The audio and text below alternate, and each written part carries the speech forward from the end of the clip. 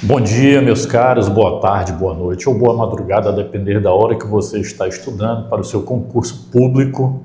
Meu nome é Gilvan Bastos Lima, eu sou professor de Direito Constitucional, sou servidor público já há mais de 10 anos, sou bacharel em Direito, advogado, especialista em Direito Público e fui convidado aqui pela plataforma M Concursos para ministrar essa disciplina tão importante na sua caminhada, que é o direito constitucional. Para vocês terem uma ideia do direito constitucional, você criar uma intimidade com o texto constitucional, criar uma intimidade com a leitura da Constituição, você vai conseguir aproveitar isso, não apenas resolvendo as provas de direito constitucional, mas também outras provas de outras áreas do direito e até de outra área de conhecimento. Porque hoje existe, por exemplo, um fenômeno chamado constitucionalização de outros ramos do direito. Então, existe a constitucionalização do direito civil, a constitucionalização do direito penal e constitucionalização do direito tributário. Então, você está com uma certa intimidade, vamos dizer assim, com o conhecimento do direito constitucional, vai te ajudar, com certeza, a se dar bem na sua prova. E eu arrisco dizer que a importância do direito constitucional só pode ser comparada ao conhecimento de língua portuguesa, que essa é a base para você fazer uma boa prova. Então, hoje nós estamos começando a nossa matriz, nós vamos começar com o assunto mesmo do início. Vamos começar com o título 1, que é o título que fala dos princípios fundamentais. Eu vou começar de uma forma um pouco mais lenta, não puxando artigos muito lá da frente, porque você vai perceber o seguinte: esses princípios, os princípios fundamentais, eles vão se emaranhar e vão dar razão a outros princípios que vão surgir ao longo da Constituição, certo? Mas, se eu puxar artigos, muitos artigos, mais da frente do texto constitucional, pode ser que você acabe se enrolando e não acompanhando corretamente o assunto de hoje. Então, nós vamos começar da base, dos princípios fundamentais, para que assim você comece a formar a sua base e, com o decorrer dos dias, você vai aproveitar o conhecimento que está sendo passado hoje e ver como eles se interrelacionam para que você possa resolver melhor as suas questões. Ok? Combinado? Então, nós vamos passar aqui direto aqui para o slide do direito constitucional. Vou tirar aqui meu óculos, que meu óculos me atrapalha quando eu estou enxergando aqui para perto. Então, vamos começar. Primeiro, que a gente precisa esclarecer. A Constituição Federal de 1888, ela é toda dividida em títulos, livros, artigos e em algumas questões, você vai ver que é interessante você saber um pouco dessa topografia constitucional. Nesse título 1, que vai do artigo 1º até o 4º, nós vamos tratar dos princípios fundamentais da República, certo? Os princípios fundamentais da Constituição. Eu trouxe logo aqui de início uma questão. Professor, mas você já vai começar com questão? Veja bem. Eu vou adiantar aqui um slide para que você faça a leitura do título 1 aqui. Veja só. A República Federativa do Brasil, formada pela união indissolúvel dos estados e municípios e do Distrito Federal, constitui-se em Estado democrático de direito e tem como fundamentos a soberania, a cidadania, a dignidade da pessoa humana, os valores sociais do trabalho e da livre iniciativa, o pluralismo político e o parágrafo único, todo poder emana do povo, que o exerce por meio de representantes eleitos ou diretamente nos termos desta Constituição. Certo? Agora, se nós voltarmos aqui, uma questão interessante. Pelo quê? Veja só como os examinadores, eles tentam confundir a sua mente às vezes, utilizando palavras e expressões que são consagradas no linguajar jurídico e até no linguajar do dia a dia, quando se fala de política, se fala de direito, e coloca essas palavras numa questão para fazer você se equivocar e errar a questão. Olha só, a República Federativa do Brasil, formada pela união indissolúvel dos estados e municípios, constitui-se em Estado democrático de direito e tem como fundamentos, ainda cita o artigo 1º da Constituição Federal, exceto. Então, o que ele está pedindo nessa questão? Qual dessas alternativas não é fundamento tem como fundamentos, exceto. Então, qual é aqui a alternativa que não é fundamento da República Federativa do Brasil? Letra A, democracia. B, cidadania. C, dignidade da pessoa humana. D, pluralismo político. E letra E, os valores do trabalho e da livre iniciativa. Para quem está desavisado, não tem uma intimidade com o texto constitucional, pode se enrolar numa questão como essa.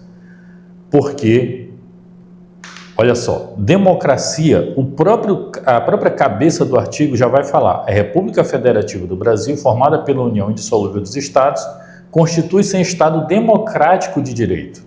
Ou seja, já parece que a letra A é um princípio fundamental, mas essa é exatamente a resposta correta, certo?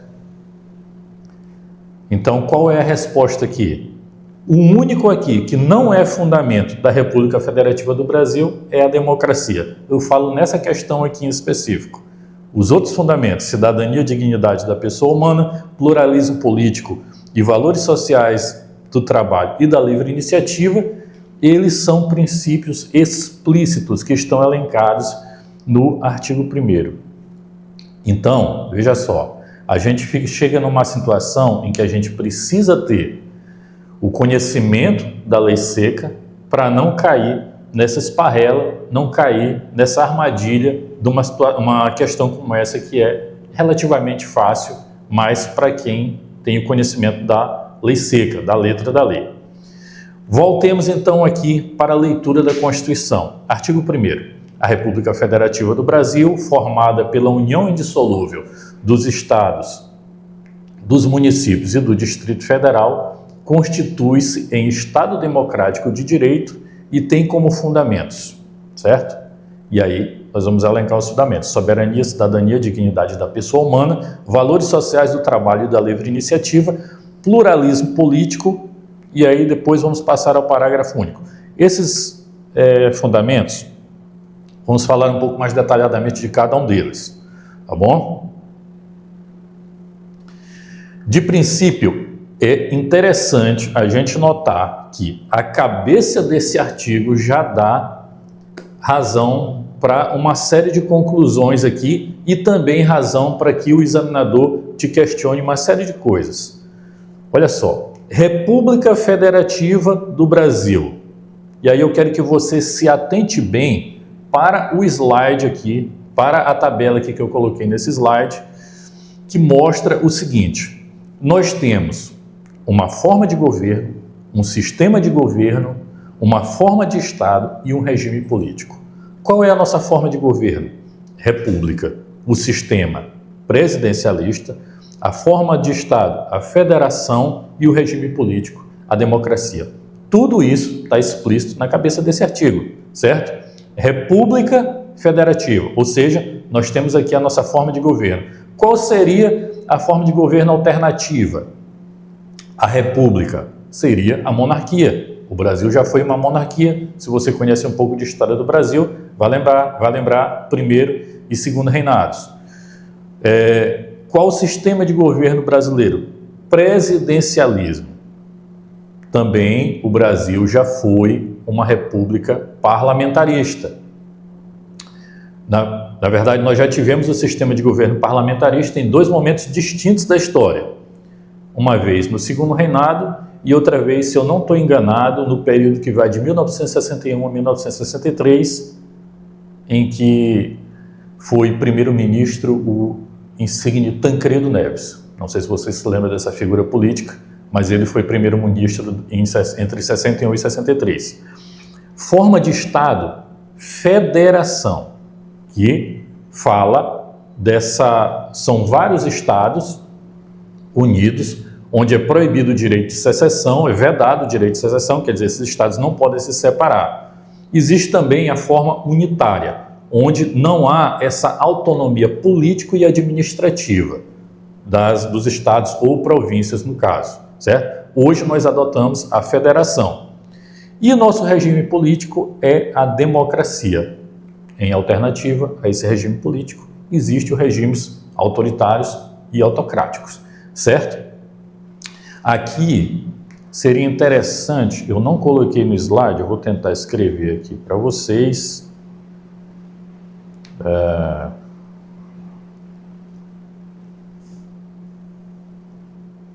Olha só, existe um mnemônico interessante para que você consiga decorar. Não há mal nenhum em decorar. Aprender é bom, mas decorar também tem muita utilidade, certo? Então, existe um mnemônico interessante que as pessoas usam, que é você decorar as seguintes palavras: fede, fogo, rego e demo. Olha só que interessante. Qual é a nossa forma de Estado? E aqui, bem aqui, forma de Estado é a federação, certo? Qual é a nossa forma de governo? É a república. E aí que a gente faz essa ligação aqui, certo? Qual é o nosso regime de governo? É a democracia. Então você faz esse jogo de palavras com esse mnemônico aqui, fede, fogo, rego, demo, que você vai conseguir na hora da prova, caso a questão faça referência a um desses elementos aqui, a um desses tipos de organização da República Federativa do Brasil, você vai conseguir desenrolar lembrando dessas palavras: fede, fogo, rego, demo. Forma de Estado, federação, aqui a forma de governo, a república, nosso regime de governo é a democracia, ok? Para seguir para o próximo slide. Então, outro mnemônico interessante aqui para você guardar é o velho soci diva plu, que faz, aqui são as primeiras sílabas de cada um desses fundamentos: soberania, cidadania, dignidade da pessoa humana, valores sociais do trabalho e da livre iniciativa e pluralismo político. Então, falando um pouco mais detalhadamente sobre cada um deles. Primeiro, a soberania. Gente, soberania não se confunde com autonomia, tá bom? O examinador, ao abordar este fundamento da República, ele vai tentar confundir você utilizando muitas vezes a palavra autonomia, falando por vezes que os estados têm soberania.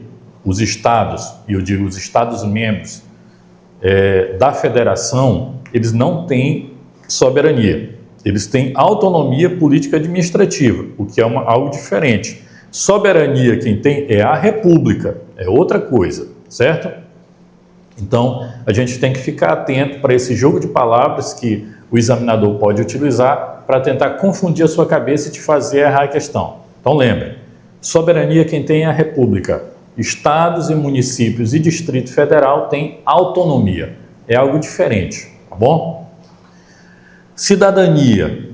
Quando nós falamos de cidadania, a gente tem duas acepções da palavra cidadania.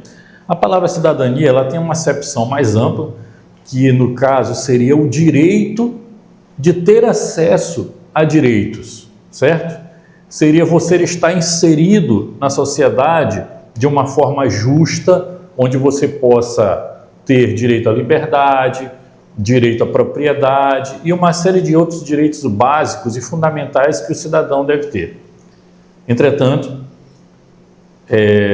no jargão jurídico, quando se fala em cidadania, nós estamos usando uma acepção mais estrita. Cidadania é a capacidade que o cidadão possui de exercer seus direitos políticos, de estar inserido na vida política. E aí nós temos a capacidade ativa e passiva, a capacidade eleitoral, que eu estou dizendo. A cidadania, ela tem muito a ver com isso, com a capacidade ativa do cidadão participar da vida política. Tanto que, quando você vai falar, por exemplo, em iniciativa popular, um dos requisitos para que a pessoa possa participar desse processo de lei de iniciativa popular é ser cidadão. E nesse caso, quando eu falo em ser cidadão, está em regularidade com a justiça eleitoral, tem a capacidade eleitoral ativa, certo? Então é o cidadão que pode votar, tem o título de eleitor.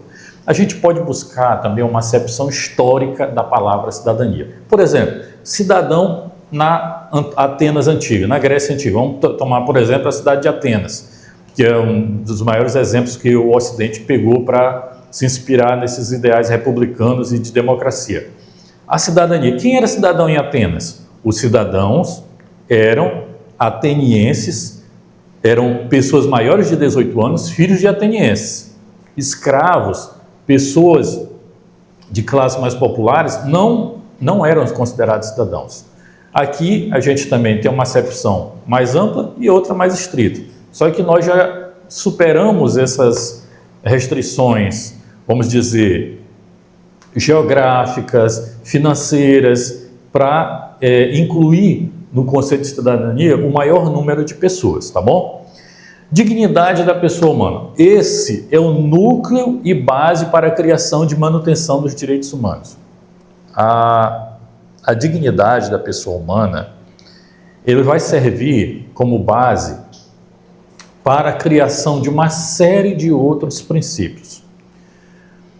É interessante que esses primeiros artigos da Constituição Federal, eles vão servir como um farol para iluminar muitos outros âmbitos do direito, inclusive dentro da própria Constituição Federal. Nós vamos chegar mais à frente a outros artigos que vocês vão notar claramente que guardam uma inter-relação bastante íntima com esses artigos aqui, com esses fundamentos que estão elencados no artigo 1º ao 4º, principalmente esses que são considerados os fundamentos da República Federativa do Brasil.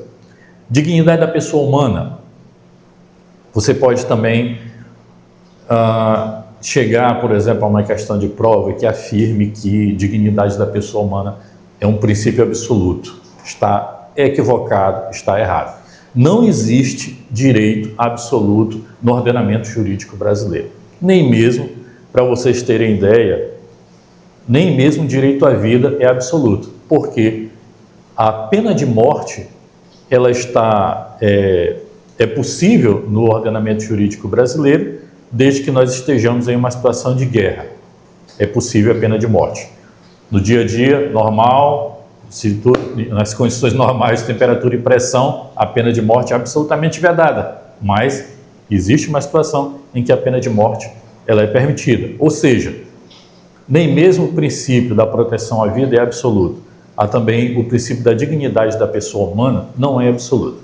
Aqui, eu vou abrir um parêntese aqui para falar para vocês o seguinte. Quando nós falamos em norma jurídica, nós falamos norma, nós podemos estar falando de norma regra ou norma princípio.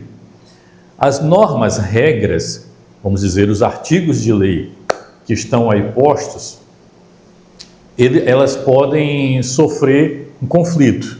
Uma norma diz uma coisa, outra norma diz outra coisa, e há uma série de mecanismos para que a gente possa resolver esse conflito de normas. Existe o método da hierarquia, o método da especialidade, e entre outros. Então, a gente afasta uma norma e aplica outra. Princípios também podem, no caso, colidir. Só que, quando um princípio colide com outro, o que é feito? A ponderação para a aplicação do melhor princípio. Então, um princípio ele não anula o outro. O princípio ele prepondera sobre o outro, afasta um e ele é aplicado. certo? Vamos adiantar aqui para o próximo slide. Eu trouxe aqui, eu vou trazer frequentemente questões para que a gente resolva, para que a gente possa fixar melhor o conteúdo, certo? Mas antes, aqui. Sim, o que eu estava falando agora há pouco, acabei me confundindo. Eu disse que esses artigos, os fundamentos da República Federativa do Brasil, eles vão acabar se emaranhando e servindo como farol para gerar outros princípios. Eu trouxe aqui só como exemplo, a gente não vai explorar isso aqui detalhadamente, mas só como exemplo, eu trouxe aqui o artigo 160 da Constituição Federal para trazer para vocês, para mostrar para vocês aqui como esses fundamentos da República Federativa do Brasil podem mostrar uma total influência em outras áreas. Por exemplo, o artigo 70 fala da ordem econômica. E quando você vai ver aqui os princípios que baseiam a ordem econômica, veja só, soberania nacional, aqui no inciso 6, a defesa do meio ambiente, aqui no inciso 7, redução das desigualdades sociais e regionais, o artigo 8º, o inciso 8º, busca do pleno emprego e tratamento favorecido para as empresas. Então, todos esses incisos aqui, eles vão buscar também base nos princípios fundamentais da República Federativa do Brasil, como vocês vão ver mais adiante, tá bom? Então, de vez em quando a gente vai fazer essa pesca aqui um pouco mais adiante na Constituição Federal, mas, por enquanto, só as coisas mais básicas. A gente, por exemplo, não vai, quando a gente começar, daqui a pouquinho a gente vai falar da separação de poderes. Quando a gente falar da separação de poderes, a gente não vai entrar muito a fundo de início nas atribuições de cada poder, porque você pode acabar se confundindo. A gente vai falar das funções típicas e atípicas e, posteriormente, a gente vai falar detalhadamente das atribuições de cada poder, tá bom? Vamos lá aqui para o próximo slide. Interessante isso aqui. Súmula vinculante número 11. Isso aqui é um desdobramento do princípio da dignidade da pessoa humana. Essa súmula vinculante, ela cai muito em prova, que é sobre o uso de algemas na detenção de pessoas. Só é lícito, eu vou aqui ler a súmula vinculante, só é lícito o uso de algemas em caso de resistência e de fundado receio de fuga ou de perigo à integridade física própria ou alheia por parte do preso ou de terceiros, justificada a excepcionalidade por escrito sob pena de responsabilidade disciplinar. Ok, só aqui já deu para a gente entender.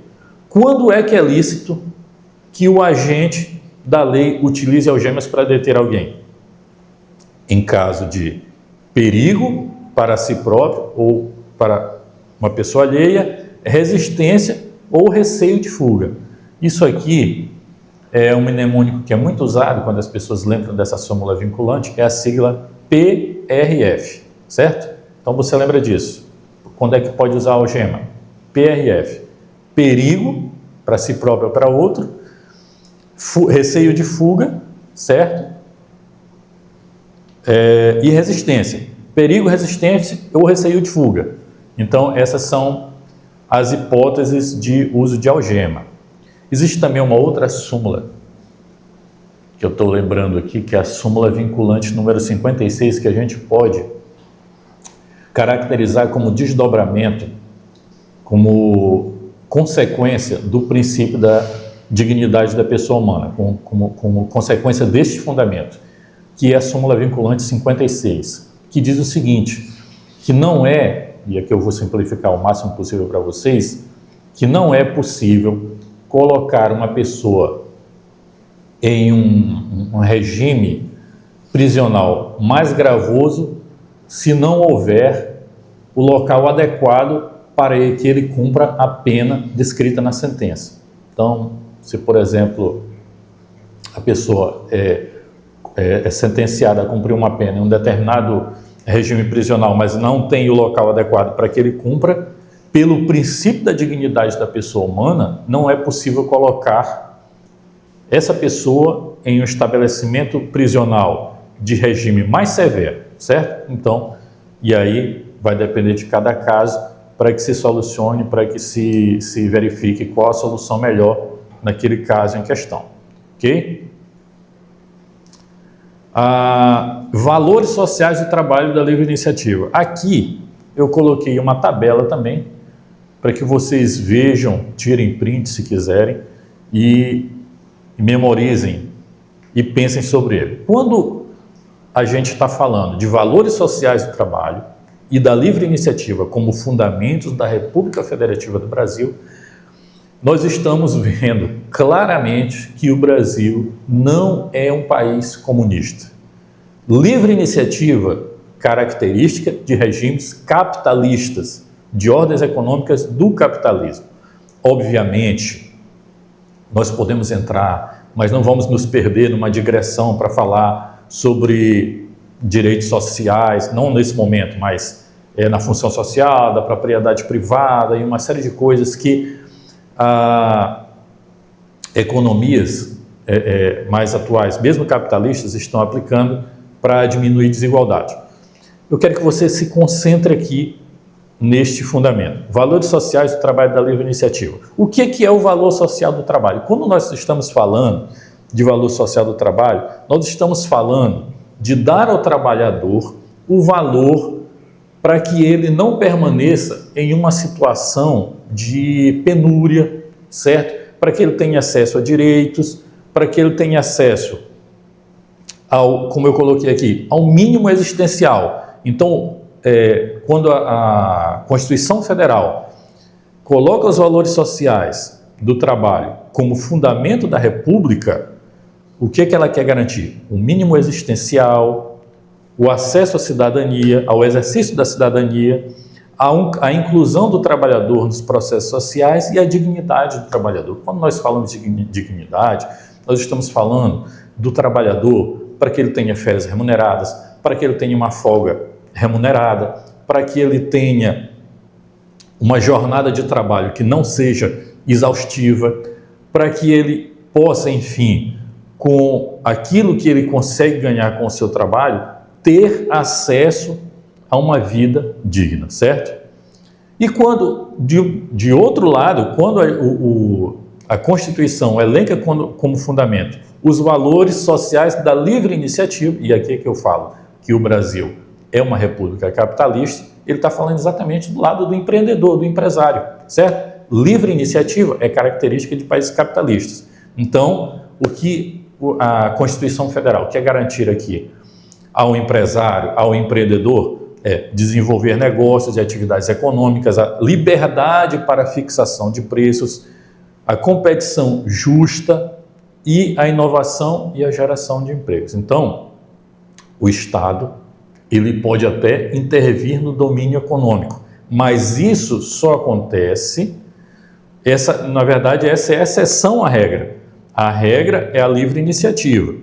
O Estado pode intervir em determinadas situações na economia, mas a regra é a livre iniciativa para que haja essa competição justa, essa fixação de preço da forma que o empresário, da forma que melhor lhe aprover, mas lembrando que o Estado, ele tutela a questão dos direitos do consumidor. Nós vamos entrar também mais à frente nessa seara, tá bom? Mas de começo é importante que você olhe para essa tabela aqui e memorize